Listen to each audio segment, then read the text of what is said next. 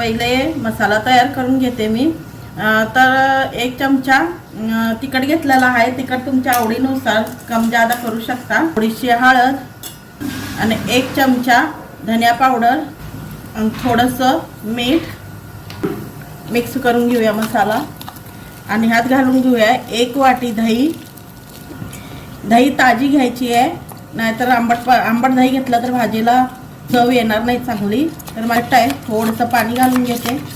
छान हे मी मसाला मिक्स करून घेऊया, म्हणजे आपण पुढची तयारी करेपर्यंत मसाला दे छान फुगला जातो मसाला। तर बारीक चिरलेला कांदा, हिरवी मिरची, अद्रक, आलं आणि लसूणचं पेस्ट। कढई गरम करायला ठेवलेली आहे, तेल गरम झालेलं आहे। मोहरी घालून घेतले। तुम्हाला काय तुम्ही समजत असाल की खाली मसालाच दाखवलेला आहे, तयारी दाखवली, पण कशाची भाजी करणार आहे ते तुम्हाला पुढे माहीत पडेल। तर घरात कधी भाजी नसेल किंवा मध्ये भाजी महाग मिळतात किंवा चांगली सुद्धा येत नाही, कारण फ्रेश नसते, पाणी नसतो, फ्रेश येत नाही। त्यामुळं घरातल्या भाज्या जेव्हा आपण हिवाळ्यामध्ये ह्याच्यामध्ये करून ठेवलेल्या भाज्या आता कामाला येतात। तर दाखवणार आहे तुम्हाला। जिरा राईस तडकलेला आहे, कांदा बारीक चिरलेला कांदा छान लालसर कलर येईपर्यंत ह्याला शिजवून घेऊया, तळून घेऊया। आणि ह्याला आलं म्हणतात खरं आहे। मला एक कमेंट आली होती की अद्रक म्हणून हे आलं म्हणा, तर हे आलंच आहे। आल्याला सुद्धा अद्रक म्हणू शकता किंवा आमच्या इकडे अद्रक म्हणतात, म्हणून मी आलं लसूणचं पेस्ट माझ्या तोंडात तेच राहून येतं, सारखं तेच येतं की आल्याला अद्रक म्हणते मी। लसूणचं पेस्ट थोडंसं फ्राय करून घेऊया। आलं लसणाचं पेस्ट फ्राय झालेलं आहे, त्याचा कच्चापणा निघून गेलेला आहे। आता हिरव्या मिरच्या आणि सुक्या मिरच्या घालून घेतले। ह्याला सुद्धा थोडंसं हलकसं परतून घेऊया, करपून द्यायचे नाहीत मसाले आपल्याला।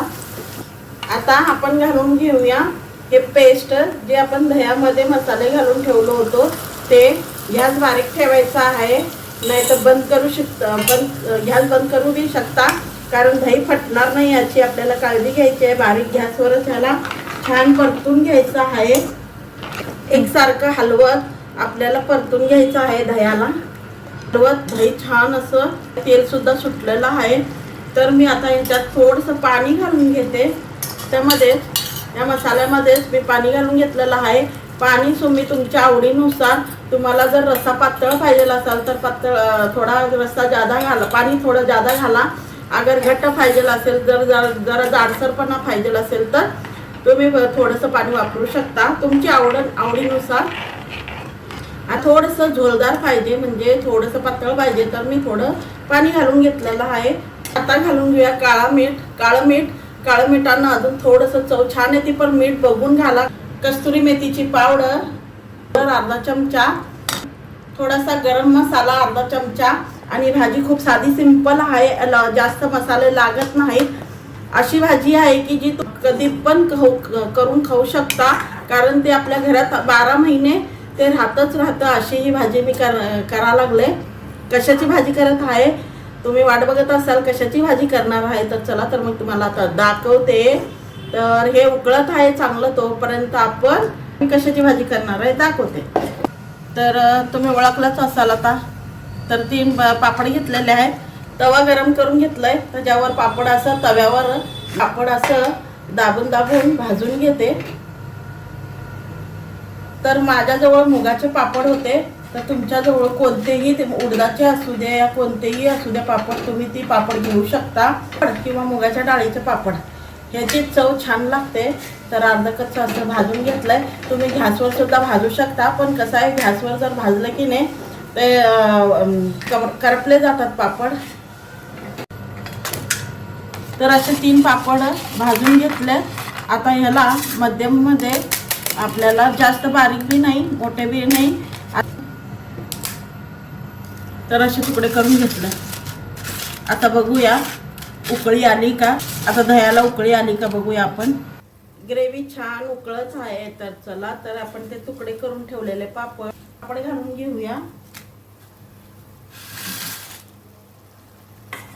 आणि जास्त ह्याला शिजवायचं नाही, फक्त खाली हलकसं 1-2 मिनिट ठेवायचं आहे ग्रेव्हीमध्ये, नाहीतर पापड शिजला जातो।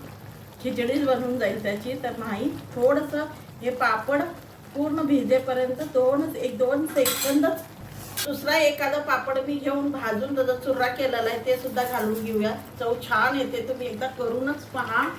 उन्हाळ्यातली आपली स्पेशल भाजी. तुम्ही थंडीत कधी पण घरात जेव्हा भाज्या नसतील तेव्हा तुम्ही हे करून खाऊ शकता. आणि मुलं तर काय, मुलांची आवडीची भाजी आहे ही. मुलं तर चाटून पुसून खातील अशी ही भाजी आहे.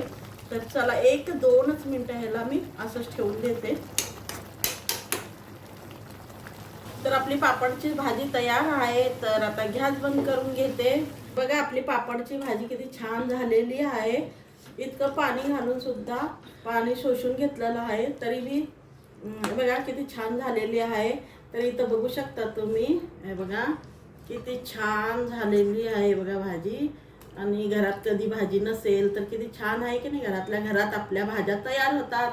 आणि कधीतरी अशी भाजी करून खावावी. तर आता ही रेसिपी बघून कोण कोण करणार.